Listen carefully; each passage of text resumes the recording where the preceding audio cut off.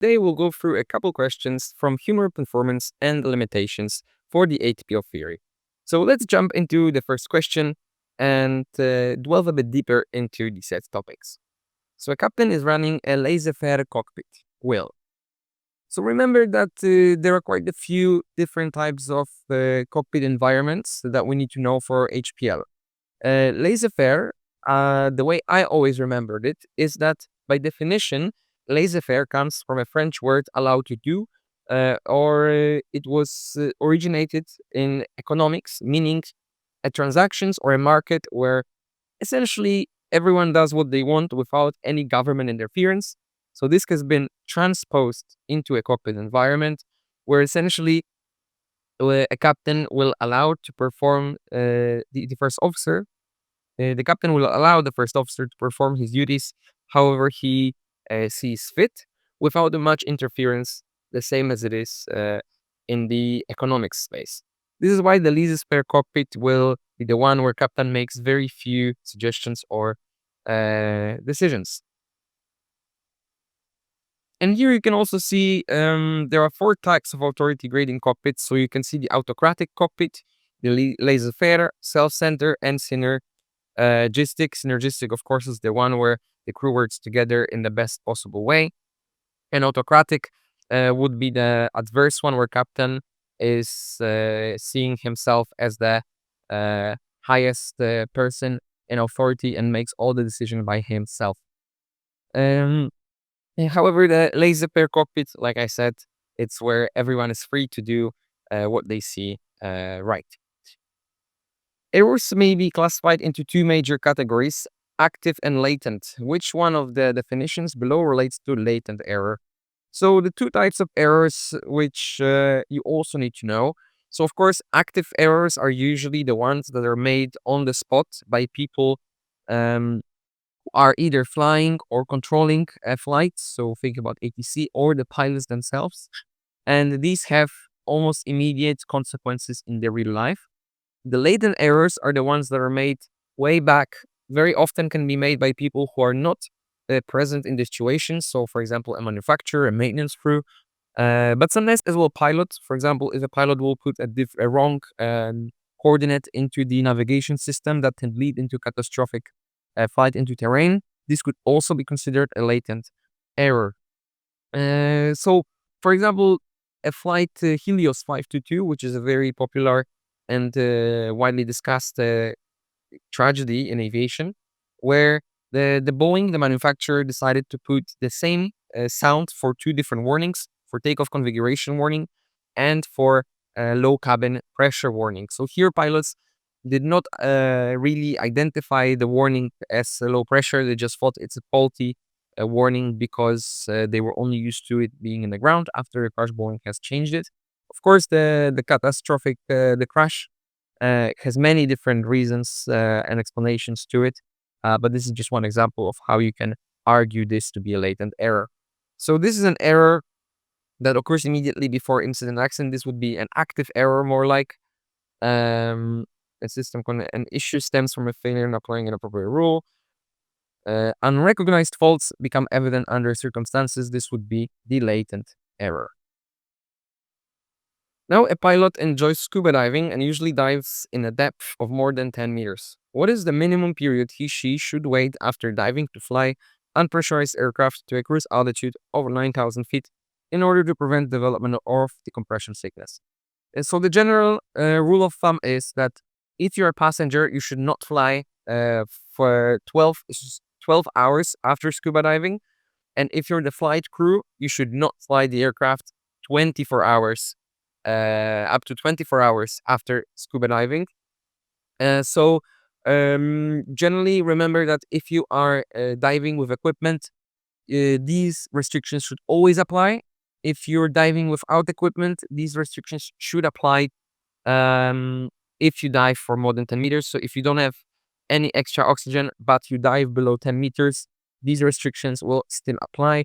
And the 24 hours is the time that a flight crew should wait before flying. This is to prevent decompression sickness. So essentially, the nitrogen particles in your blood can start to evaporate. It's extremely painful. and in some extreme cases can lead to death. However, the first symptoms, called the bends, you can feel firstly in your joints. It's like a tingling sensation, and it means that the compression sickness is starting to develop. Which statement is correct about carbon monoxide? So carbon monoxide is generally referred to as the silent killer. Remember that it does not have any color, does not have any smell, and it can lead to, unfortunately, death because it binds with the um, hemoglobin, inhibiting the transport of oxygen in your blood, and essentially suffocating you in a way.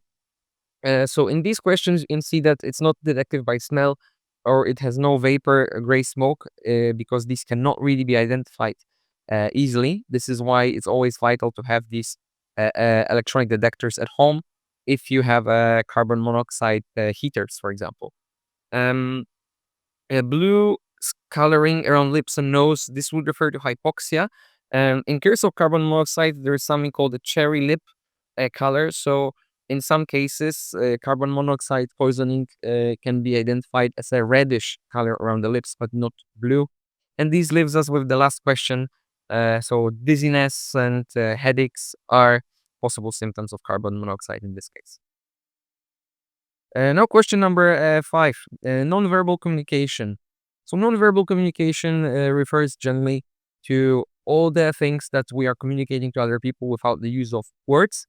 And actually, it is understood that around 70 to 80% of our communication is done without the use of words. So, with our tone, with our mimics, with our posture, and with our eye contact.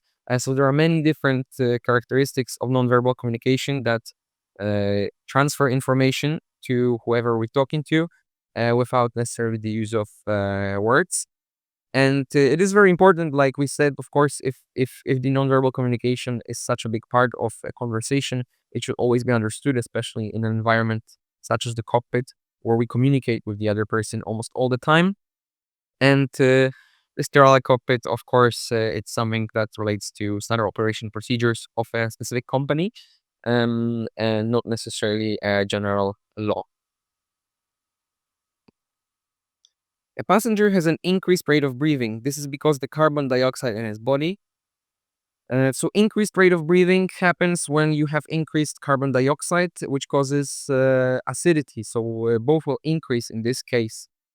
And remember that our rate of breathing is controlled actually not by the amount of oxygen in the blood, but by the amount of carbon dioxide in our blood. So this is a little bit counterintuitive. Don't mistake this with hyperventilation, which is a result of our blood having too much oxygen and becoming alkaline. So our brain is essentially telling our body to start breathing faster in order to get rid of the excess carbon dioxide. However, remember that carbon dioxide causes acidity in the blood. Oxygen causes increases the alkalinity in the blood. I believe that's how it's called it. And it is the carbon dioxide that controls the rate of breathing, not the other way around. And lastly, for the flight crew, what is one of the most important attributes for positive leadership?